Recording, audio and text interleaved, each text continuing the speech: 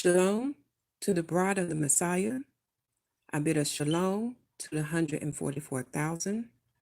And I bid a shalom, shalom to the nation of Israel. For the nation of Israel is the bride of Yahuwah.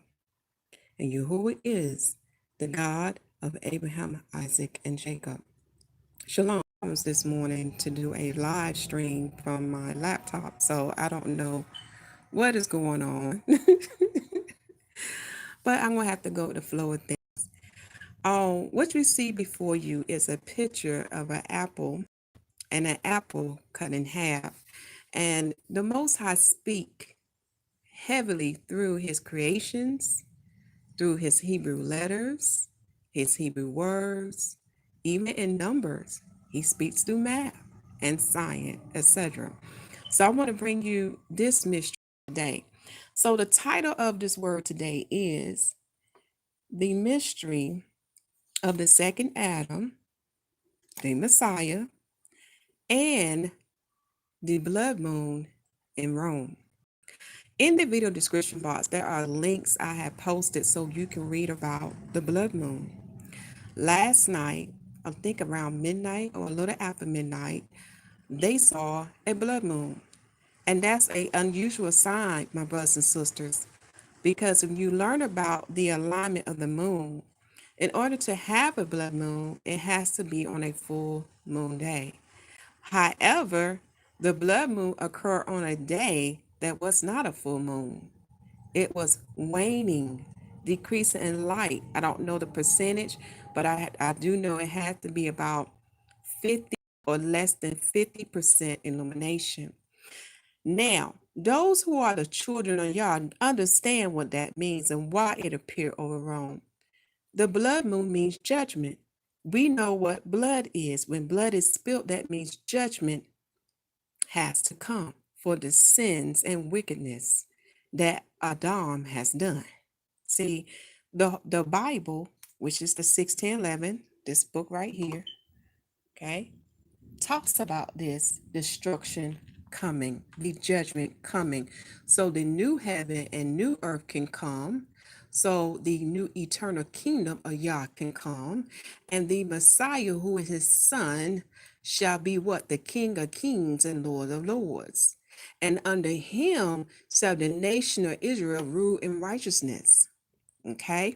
So to understand about the blood moon, I want you to read Revelation chapter 14 because people don't realize how much blood going to be shed for the wickedness that Adam has done. See, it goes deep. Not only was they wicked to the children of Israel, but they have been wicked towards Yahuwah himself and to his son. Okay? So as the children of Yah, we are not dismayed. We are not surprised because the Father been talking unto us in the heavens and in the earth. These two realms go hand in hand. They have been manifesting themselves unto us, letting us know the Father has not forgotten us. The Father will keep his promise, and this world this time will not be destroyed by water, but will be destroyed by fire. And whom is that fire? Y'all need to go back and read the book of Revelation and the gospel to understand whom that fire is, because he's going to what? Destroy the world with fire. Okay, so we done talked about that. The next thing that I need to mention that the Father want me to share with you, the calendar is also listed because today we are still in the Feast of Unleavened Bread, okay? And on the heathens calendar, known as Satan calendar or Rome's calendar, okay, that Daniel talked about in chapter 7, their pagan month is April. The date is the 12th, I believe. So let me find the date on this one. Okay. So we are still in the daylight phase of April the 12th. So today is Aviv. Aviv 18th. No, I'm speaking too fast. Let me do this right. Let me see. From 11 sundown to 12 sundown. Okay. from 12 sundown to 13 sundown. Okay, so we are still in the Viv 18. I tell you, when you keep up with these heathen calendar, it's very confusing because they don't start their day from sundown to sundown. They start their day from midnight to midnight. Do you see the correlation, the difference in the Most High calendar compared to the heathen's calendar? They begin their day at night, which is darkness. We begin our day with light. Do you see that? Begins with light and ending with light. Okay, let me get this computer back up again. All right, so if I'm looking at this correctly, it is a V18, and the V18 starts on April the 11th at sundown and ending on April the 12th at sundown, okay? So we are in the fourth day of the Feast of Unleavened Bread, okay? That's the day we are in. And make sure I'm looking at this right. Let me just check my calendar. I just want to be for sure, okay? Let me see if what day is this? No, this is April the 13th. Thank you, Father. I'm about to make an error. Okay, today is April the 13th. Do you see what I'm talking about? I really don't keep up with the heathen's calendar. I'm more focused on my father's calendar. But today is April the 13th. So today is a Viv 19. And the Viv 19 start on April the 12th at sundown to April the 13th at sundown. And the heathen's day is Monday. For us, this is the fifth day of the week in the Most High calendar. The fifth day in the week of the Most High calendar. Okay. For us, the day of the sun, for those who keep the days of the sun. The day of the sun is in its first month, and it's the 24th day. Okay. And this is the fifth day of the Feast of Unleavened Bread. Okay, which brings us to this. There was a video recently put out about how to make the unleavened bread or the holy bread. Now, I am aware we don't have all the pure ingredients that they used back then, but you can get close to it. In the video on how to make leavened bread, there's mysteries is given unto you, my brothers and sisters, but most important, the scriptures. And the Father do want me to share this with you because there had been a word put out that we are not supposed to make our unleavened bread with honey. Well, that is not true. What has happened is they was correct that when the Levites brought the offering, the meat offering, which is the bread offerings, when you read in Leviticus chapter 2, yes, but they left out one ingredient and they read it. They use frankincense, and when you do a word set of frankincense, you will learn that the frankincense is only put in a meat offering when it's not for a sin offering. Okay, again, when that person was sharing, they didn't look at the who the person that had to provide the offering or the setting. This is something that was done by the sons of Aaron, who were the high priests, okay, and their brethren, who are the Levites, assisted them. So when you read Leviticus chapter 2, you got to look at those offerings are different from what we eat at our table, okay? And one of the key ingredients that they even read, but they overlooked it, was frankincense. So we know we don't put frankincense in our unleavened bread. Another confirmation is when you go to the book of Exodus, remember the Messiah compared himself to manna. And we know manna was what? The bread of heaven when you read John chapter 6. Okay. So when you go to Exodus chapter 16, this is how I know honey has to be in this unleavened bread. Again, all the ingredients in this unleavened bread represent the spiritual mystery that pertains to the Messiah. Okay, and I'm turning there now to Exodus chapter 16 to read you this quick verse. Okay, and that's was one thing I learned about the Father word. We have to come in the whole volume of the book. Sometimes with certain scriptures, the way it's written, it's all spread out. So you have to get to the Father, get connected to Him, and meditate on the word and ask, Father, what did this mean? Are we supposed to partake in it, or is it something that the Levites did unto you when they took it to the altar that was located in the tabernacle that Moses has instructed the Israelite to build? It was a tent tabernacle. Okay, so those things I can see how that person got confused on it or made a mistake on it. I don't think they did it intentionally, you know what I'm saying? But that what they were saying was not entirely correct. Okay, I'm about there. Exodus chapter 16. Let me get there right quick. This is how we know. When you look up manna in the Old Covenant, I'm going to try to get this to focus. Exodus chapter 16, verse 31. It gives you the description of the manna and how it tastes. For the word says this, and the house of Israel called the name thereof manna, and it was like a coriander seed, white, and the taste of it was like wafers made with honey. And I greet all of y'all with a shalom. Shalom, shalom. Now, another verse to read more about the manna, you can read in Numbers chapter 11, verse 7 through 9. This is what the children of Israel ate in the wilderness, but they also made it into cakes. So that's something you can do in your spare time for a further study. Okay, let me leave this book open and put it to the side. So, yes, we do use honey to make our unleavened bread for the feast of unleavened bread. Now that you have to read Leviticus chapter 2, I'm going to say this again to understand that was something that the Levites did unto the Father at the tabernacle, with the tent tabernacle, at those altars. Because remember, there was an altar that was made with the burnt offerings and stuff like that. So when they brought certain meat offerings, they would add frankincense. But when you do a further study on frankincense, you will learn that the frankincense was not added to meat offerings, that was done for a sin offering. And when I say that's a hint, what did the Messiah do unto us?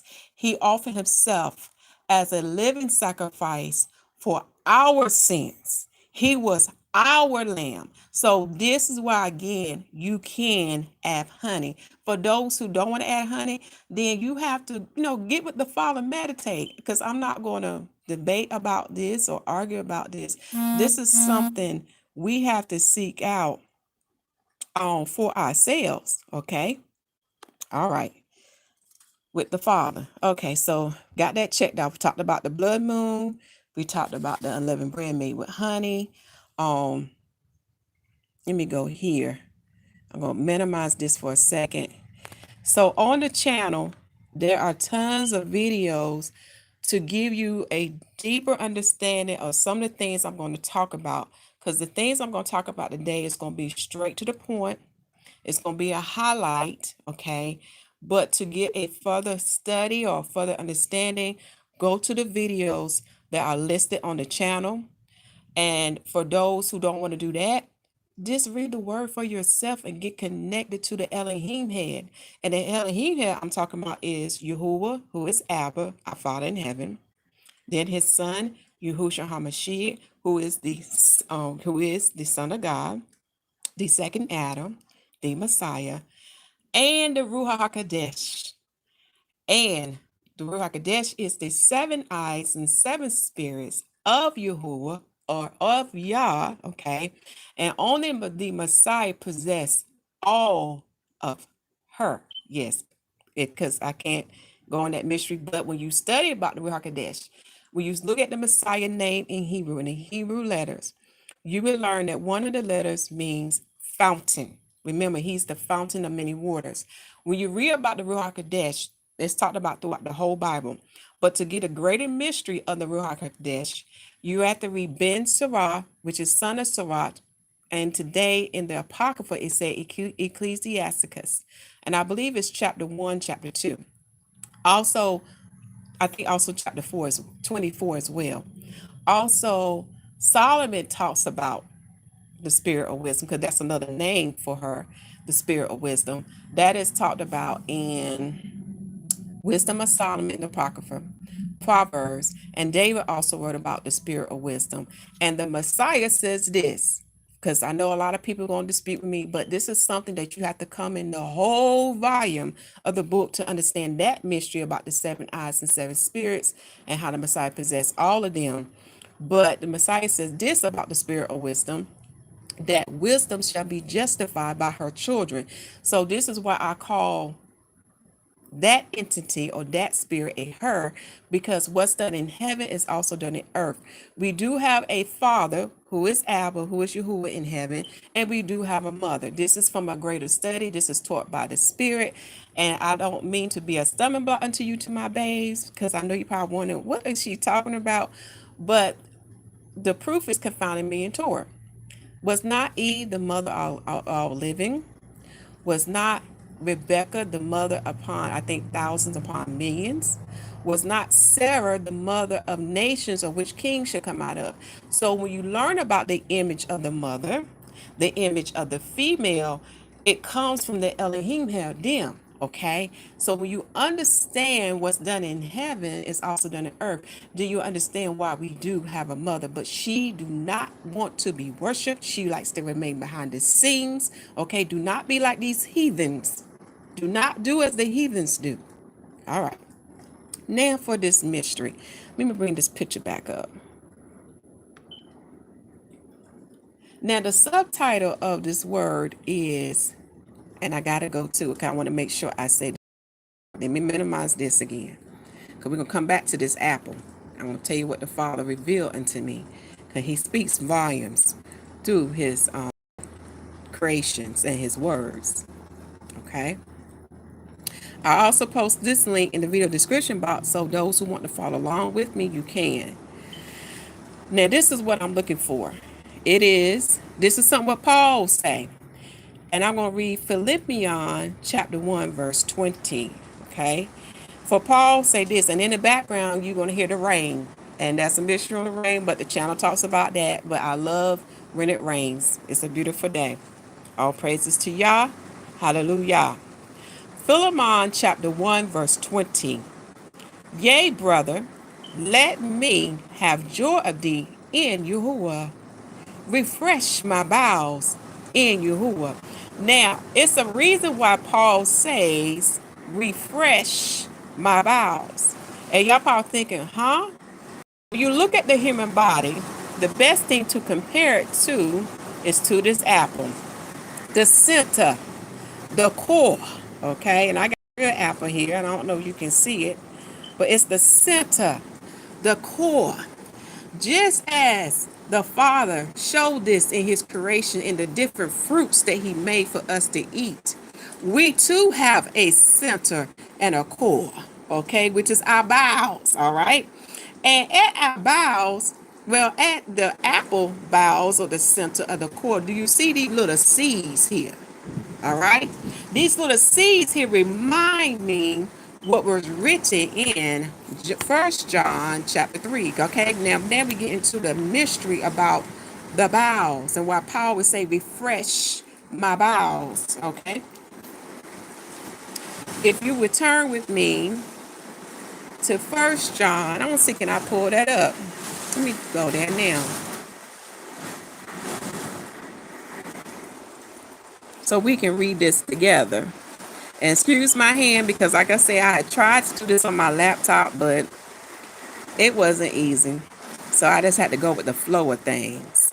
We're going to go to First John chapter 3, okay, to understand what these seeds represent. And thank you, Father, for reminding me of what to bring up. It was something else that a young man witnessed and testified unto us what he saw that would take place in the day of judgment. And I'm going to try to find that if I can.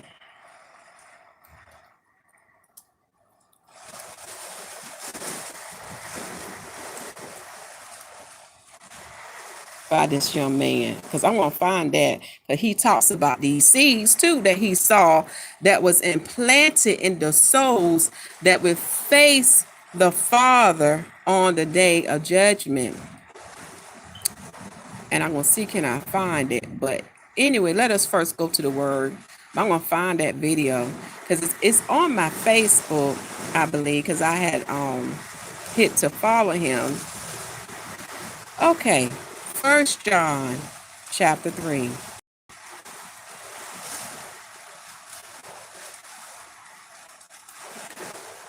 All right, we're going to start at verse 8 and we're going to read on down, okay? We're going to start at verse 8. We're going to read on down. He that committeth sin is of the devil, for the devil sinneth from the beginning, okay? And you understand with the beginning, it not only took place in the earth, but it took place in where, my brothers and sisters? Heaven, okay? For this purpose, the Son of Yah was manifested, that he might destroy the works of the devil. See, he was the greatest secret kept from the beginning of time. See, he was already created. So the Father already created him before the devil. Okay? But the devil didn't know what the Father had planned for him. Takes a spirit for a spirit. Okay? Let's keep going. Verse 9. Whosoever is born of Yah do not commit a sin, for his sin remaineth in him, and he cannot sin because he is born of Yah. Do you see that? Do you see that? Verse 9. Whosoever is born of Yah do not commit a sin, for his seed, that word, I want you to focus on that word, his seed remaineth in him, and he cannot sin because he is born of Yah. Now, what do seed mean according to the Hebrew language, my brothers and sisters? Your lineage, your children, your progeny. Now, this seed was prophesied since the beginning that Yahushua HaMashyach will come through the righteous line from Abraham to Isaac to Jacob to Judah. Okay? Through the lineage of Judah, that holiest righteous seed. Now, when you read the other book of John, St. John, it breaks down that seed, okay, who is the Messiah. And when you read the other books too, you begin to understand why we become the children of Yah, why we are born again. All right? Because his seed is planted in us. Again, the only way to get his seed implanted into you, you have to what? Receive the salvation and the righteousness of Yah. Now, the book of Psalms, chapter 98, talks about that. There is a video on the channel that talks about that as well. But you got to understand what this new covenant is. We have to understand who is the salvation of Yah, who is the righteousness of Yah, and why we are able to enter into the kingdom of heaven, to the bride of the Messiah, and to the 144,000. Now, for the nation of Israel, something different would take place with them because they have a problem, or the Messiah is a stumbling block unto them. And some of them who do believe in the Messiah is not following his instruction. So the Father got something different for them. When I say something different going to take place for them to come in. Okay? He going to have to deal with them in the wilderness because of all these stumbling blocks that's going on. But those who believe in faith, okay, those who receive it now, our inheritance shall be higher than those. Yes, those who come in by faith, your inheritance shall be higher. It's a mystery between the bride and the Messiah. Okay, just letting me know we have a tornado coming, but it's going to be all right. Thank you, Father.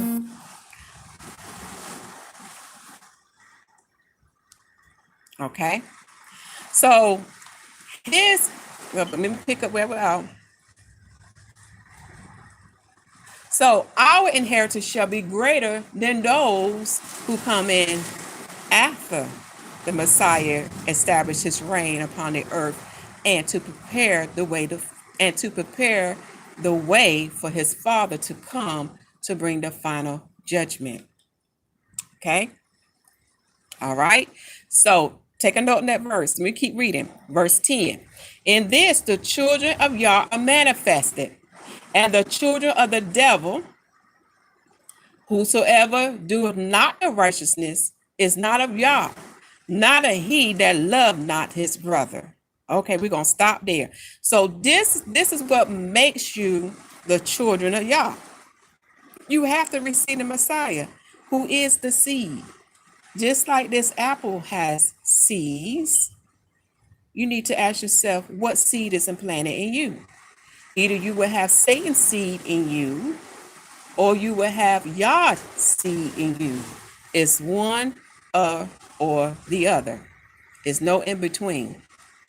Okay? This is why when the Father looks at you, he sees no spot and wrinkle, not because of you or not because of what you're doing. It's because of that holy seed that dwells in you. Remember the mystery about Adam. Because the Israelites ain't talking about the second Adam. They're not tapping into spiritual mystery, because right now, some of the Israelites are only focusing about them and what they're going to get and what they're going to inherit. and they thinking so carnally, they can't focus on the heavenly messages. They can't focus on the spiritual messages because they can't connect it. All right. Again, you got to be born of the water and born of the spirit to understand what I'm talking about. All right. So for us, going back to that verse about refresh, why did Paul say refresh my bowels? Remember back in the day when some of us was in the Roman Christian churches and we would have revival. And when you look up the word, it will revive. It means what? To bring alive, to refresh, to be recharged. So you can go out there again and do the Father's bidding, to do his work. Okay, whatever office position you have in the body of the Messiah. So this is why Paul will often say unto us and through his word to his brethren or sisters he was writing to, he said what? Refresh my bowel. In other words, refresh my spirit. This is why the Father command us to assemble ourselves together on these holy days. Because, for example, for the Feast of Unleavened Bread, we have a holy convocation day. So we come together on the V15 and we come together on a V21st to assemble ourselves to what? To recharge that spirit, that seed that dwells in our bowels, in the core. I got to bring this up again. In the core, that seed. Okay? Because we right now are in the flesh. When you understand what Paul is talking about this struggle between the flesh and the spirit, this is why we have to fellowship with one another, because this flesh sometimes can be a mess. Okay, but only the spirit of Yah can conquer the flesh, because the second Adam set the example. Did he not come in the same flesh we were in? Did he not deal with the same things we deal with this flesh? This is why, again, Paul say there is a inner strife within us between this flesh and the spirit of Yah. Okay. And this is why the Father had to make a new covenant. When you understand what kingdom you're in, we are in the fourth beast kingdom, which is Rome, okay? When you understand how they set stumbling blocks before us where we can't cross every T and dot every I in the old covenant, then you begin to appreciate and understand about the new covenant and why the word said this covenant is more excellent, more better. Because if you had to come in by your righteousness, as far as what Job had learned, like I said, the book of Job would testify to this. If you had to come in by your righteousness, we wouldn't get in into the new eternal kingdom. But we would get in by his righteousness. Okay. All right. And through his spirit, through that holy seed, let me bring this up back again. Through this holy seed that dwell in us, as he said in John chapter 14 to John chapter 16, they will abide in us. For he is the way to truth and life. He is the way to his Father. And you can only come by him to get to the Father. Okay? So they, which who the Elohim head, will dwell in you. All right. Let me read the rest of these scriptures of what Paul say about refresh my bowels or refresh my spirit, because that's what it means. That's where the spirit of Yah dwells. Okay. I'm going to read Romans chapter 15, verse 32. I'm going to try to bring this out so you can see it. Paul said this, that I may come unto you with joy by the will of Yah, and may with you be refreshed. 1 Corinthians chapter 16, verse 18. For they have refreshed my spirit and yours. Therefore acknowledge ye them that are such. All right. 2 Corinthians chapter 7, verse 13. The Father reminded me of, think about the time when the Messiah walked the earth. Was he not refreshed? Then he had to be ministered unto himself. Go back and look and see how he was ministered. He had to too be refreshed. I'm telling you, to walk in this form, and when you go back to Genesis, to understand this form that we are in, this is not the original form that the Creator made us to be. When you understand the form that we are in, which is flesh, do you understand why we deal with sin and death? See, this was not the true form of Adam and Eve. This was not their true form. When you read the sacred books, and even the Bible will support this, go back and learn what was their true covering.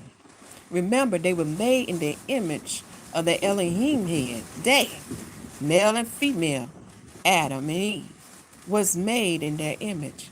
So what was their true covering before they before they was covered with flesh? That is a mystery that many are not understanding, that the second Adam bring back to us. Okay? This is why I tell Israelites, you got to get off your high horse. You have to look at the bigger picture here and see what's going on. It's not just about you. This goes back to the day of Adam when he transgressed. Okay? Another thing the Father want me to mention, another mystery, they will not talk about Sheol. When you understand what took place in Sheol, do you will understand why it's written in the book of Psalms, in the Gospel, in the book of Ephesians, and the book of Peter, that he set the captives free. When you understand what took place to Adam, male and female, Adam and Eve, we understand what took place to them, then you will understand that they could not ascend into paradise. And paradise is located in the third, let me see, I think it's the third heaven. Read the book of Enoch. There's a first Enoch, a second Enoch, and there even is a third Enoch. He is the prophet of the Most High. He was given these divine knowledge so we can understand these two realms, heaven and earth, and what took place to our forefather or our foreparents, Adam and Eve. Okay. All right. So, and then you can understand why the Father had mercy upon them. Because when you understand the enemy that came against us, he don't play fair, he lie, he manipulate, and he hates Adam and his lineage so much. And he told Adam to his face, I will cause your seed to war against one another. And we can see that taking place in the earth right now. So we got to look at the bigger picture, Israelites and Gentiles, what's truly going on, to see the enemy who is working behind the scene and what is his objective. His objective is he don't want Adam, his lineage, his progeny to be saved. He don't want them to enter into the new eternal kingdom. He want them to join them in Sheol. Okay? That's what he wants for man, for male, and for female. And a lot and some of Adam's lineage has been deceived, and they worship him because they want what these riches, they want power, they want people to worship them. So they get deceived and not knowing that these things will fade away. They will pass, as the word say, because the word tells us what he's bringing us a new heaven, a new earth. But here's the greatest mystery. See, y'all be focusing on mansion and gold and stone and titles and office and all that stuff. But the greatest treasure, and it's in the Father prayer. The greatest treasure is to have them. When you have them, you have everything. You have the Father wisdom, not the world wisdom. You have the Father understanding, not the world understanding. You have the Father knowledge, not the world knowledge. It's a great difference between the two. That is the greatest treasure. This is why you hear David and Solomon talks about the spirit of wisdom. You have her, you have everything. Like I said, a lot of people ain't connected these spiritual mysteries and the life that these and I'm sorry, and the life that the Messiah bring unto us, to our spirit, to our soul, and we become what? Revive. Because when you go back to Genesis, when Adam and Eve fell, death came unto them. Okay? There was no life. And you got to understand, what was that entity that gave them life? Remember, there's three parts to Adam, male and female: body, soul, and spirit. So whose seed do you have in you? Okay, so now that I brought about Sheol, yes, they're not talking about Sheol. And the reason why we got to understand this thing about Sheol and what he did with the captives, and like he told the thief on the cross, that you too will see me in paradise. Because when they resurrected from the grave, and that's in the book of Matthew and also in the book of Nicodemus, known as the I think it's the book of Pontius Pilate or the Acts of Pontius Pilate, okay? You will learn that they too resurrected in body, soul, and spirit. So you can't find their bodies. You can't find the saints' bodies. So what they finding now is not Adam. It's not Eve. They resurrected and went to paradise, waiting for the day for our regeneration as the bride and the 144,000 in body, soul, and spirit. Remember, there's three parts to regeneration: born of the water, born of the spirit, and the third part we're waiting on, because it says in this in the word, in a twinkling of an eye, we shall be changed from from corruptible to incorruptible, from mortal to immortal. And I hope I said that correctly, because sometimes I get my words confused or backwards. But do you see what I'm saying? We're going back to the status of Adam, to the original way that the Creator made us. This is the mystery that I'm trying to say the right word here. With these Israelites, because you are giving an ear to Satan and you have hatred in your heart, and you're not understanding why we are going through what we're going through. Even the word tells you that the Father did this to us. And yes, the Gentiles went too far, but the Father done told us in his word that he's going to get them. He's going to be our avenger towards them. But you sit there and you're so angry and you're not learning anything from your ancestors' mistake. And you're being a stumbling block to your fellow brothers and sisters who are Israelites. And you're being a stumbling block to the Gentiles. When you learn the history of why we was created, we was to be a nation in the earth, to be an example to the other nations, so they can be what? Drawn back to Yahuwah. When you learn history, after the flood, Noah taught his sons. He taught them. And they all knew the ways of the Most High. But they chose to worship the principalities, the angels. So what the Father do? He gave them unto them. Go back and read the book of Deuteronomy. It's in there. The Apocrypha, the book of Deuteronomy, will tell you that these principalities were set over the other nation. Even when you read the book of Daniel, you can see that who was the king of Persia, who was the principality. Even Ezekiel talk about a principality who was over king of Tyre. Remember, they served Baal. Baal, okay? This evidence in there. And this is why Israel is Yahuwah inheritance, because he is our ruler. He is our when I say principality, I mean he's our ruler as a spirit. He's over us. And we were to be an example to the other nations, so they too can come and serve Yahuwah, but do it in righteousness, his way. But y'all so caught up on this status of being Israelites, you're not connecting, or you're not hearing the Father will. You're not asking the Father, what should I be preaching? What should I be teaching? You're more focused on being Israelites and more focused on material things you're going to inherit it, and you're not grasping the true mystery and understanding and message that the Father's saying here. And this is why, Israelites, for some of y'all who are alive at that point in time, he's going to have to deal with y'all in the wilderness. He's going to have to what? Circumcise your heart and give you a new spirit. That is the difference between the bride of the Messiah, 144, versus the nation of Israel. We are born of the water and the spirit, and we have a circumcised heart. We have an uncircumcised heart that's not made with man's hand. Okay?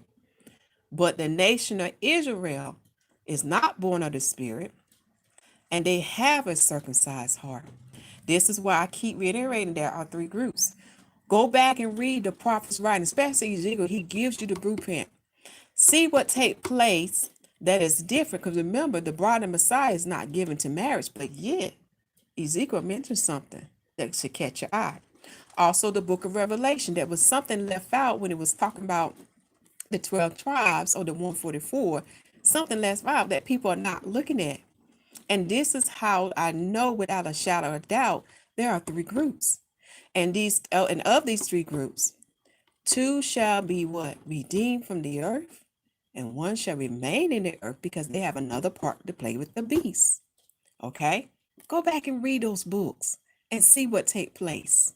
This is why I'm telling you, my brothers and sisters, this is the season for us to repent, get it right with the Father, um, and to come in by faith, because our inheritance shall be greater than those who come in after the Messiah get those in order.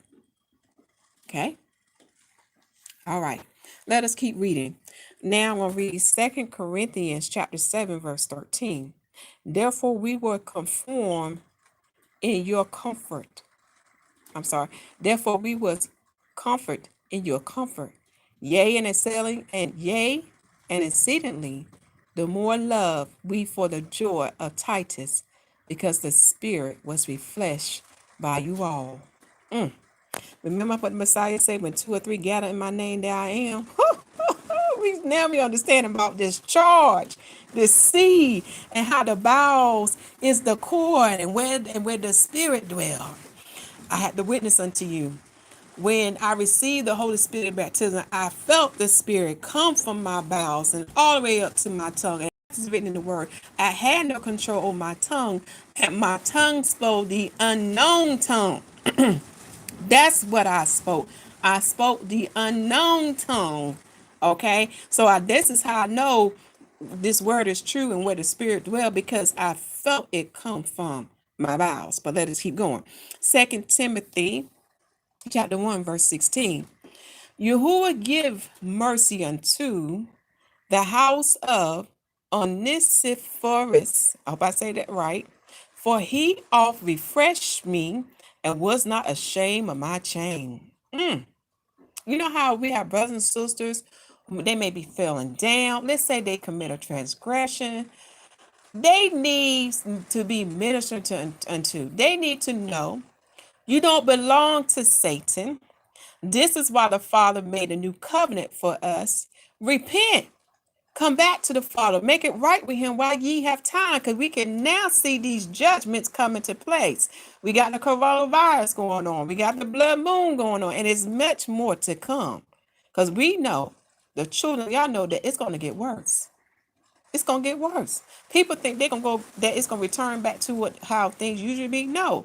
There's a change taking place. There's a shifting taking place. Okay? Let's read Philemon chapter 1, verse 7. For we have great joy and consolation in thy love, because the bowels of the saints are refreshed by thee, brother. So I put this link in the video description box so you can go back and read those chapters, see about this word of refresh, and understand how the Spirit dwell in the core, and in that core is a seed. Is either going to be what? The seed of Yah or the seed of Satan?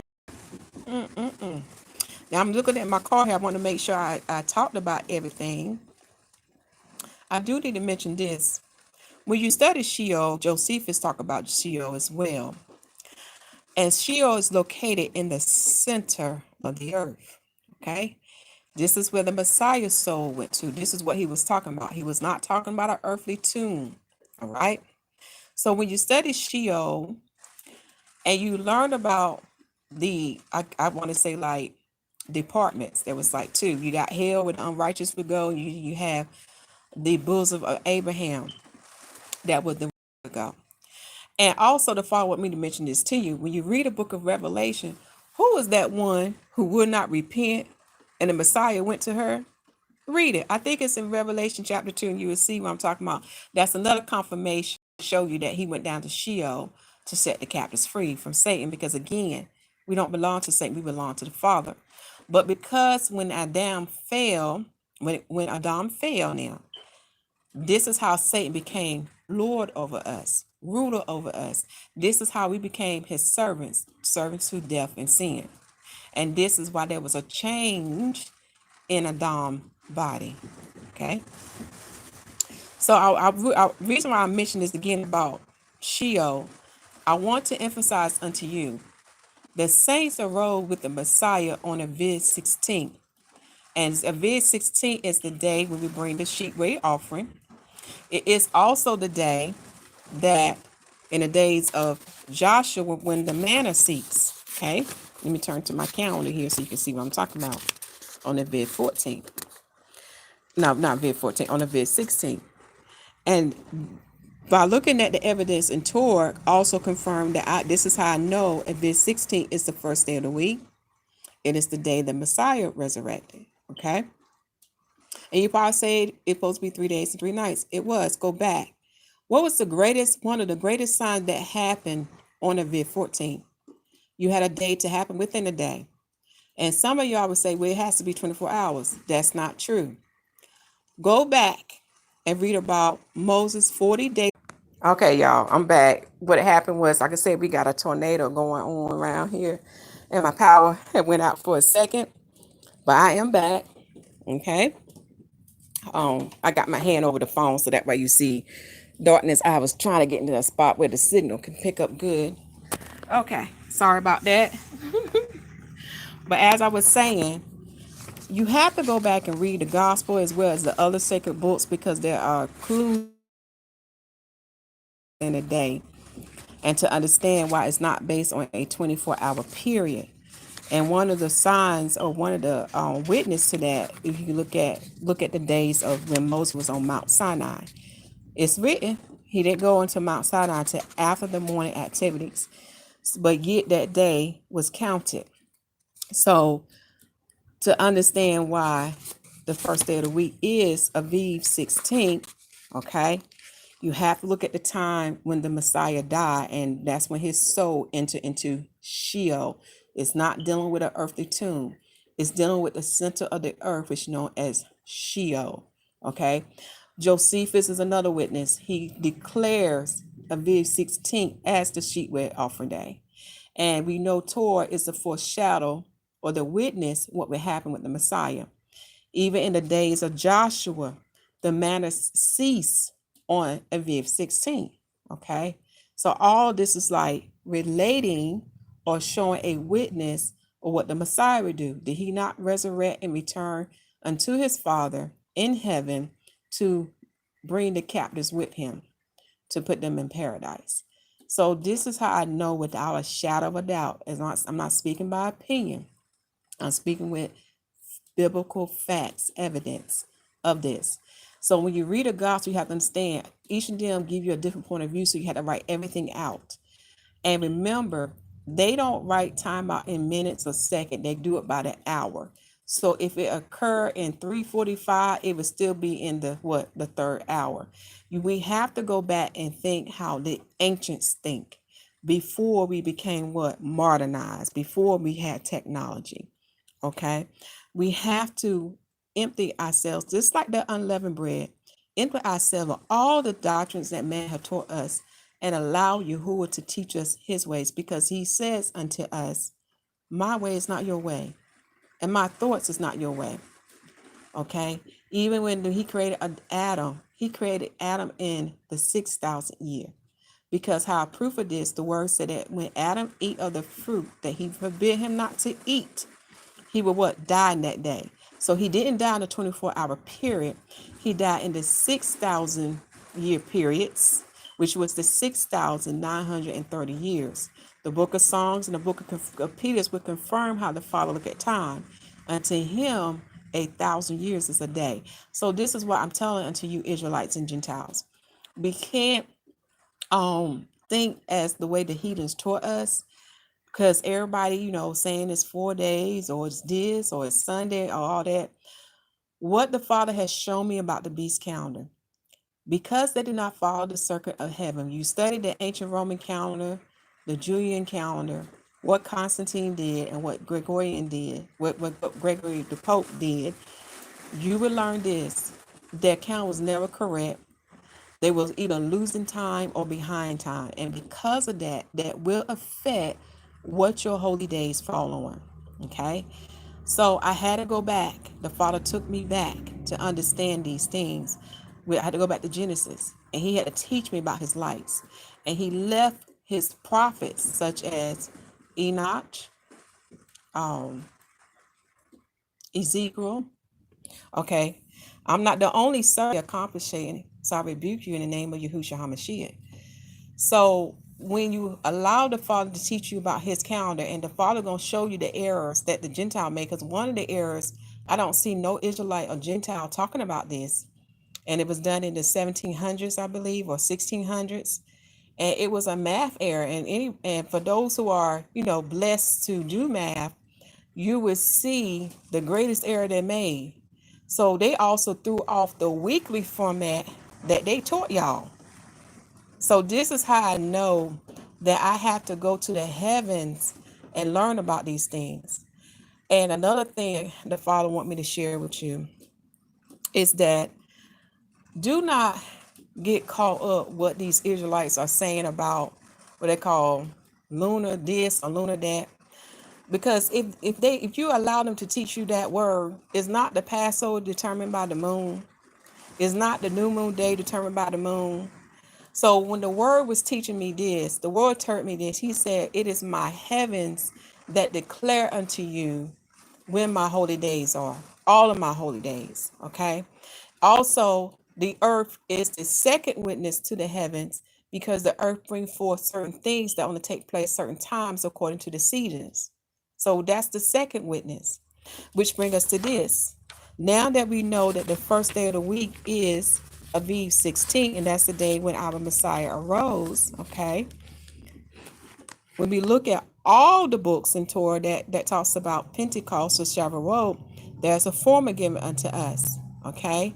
That formula is 7 complete Sabbaths and 50 days. There's a conjunction there. And those who read English, there's a conjunction there.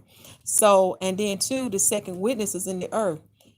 You need to ask yourself, when is the wheat ripe and when are the grapes ripe? Okay, because for us, we have to bring a new meat offering unto Yahuwah. And that's all I'm going to say on that. So our Father give us many witnesses, His word, the heavens, and the earth, to confirm these things unto us. But we have to what? Unharden our hearts and allow His Spirit to teach us. So that's all I want to say on that. And I just want to say this again about Sheol. Remember, the saints' bodies are not in here in this earth. They have resurrected. So that's a hint unto you. So going back to summarizing everything about the title, which is the mystery of the second Adam, the Messiah, and the blood moon in Rome. And the subtitle is Refresh My Bowels.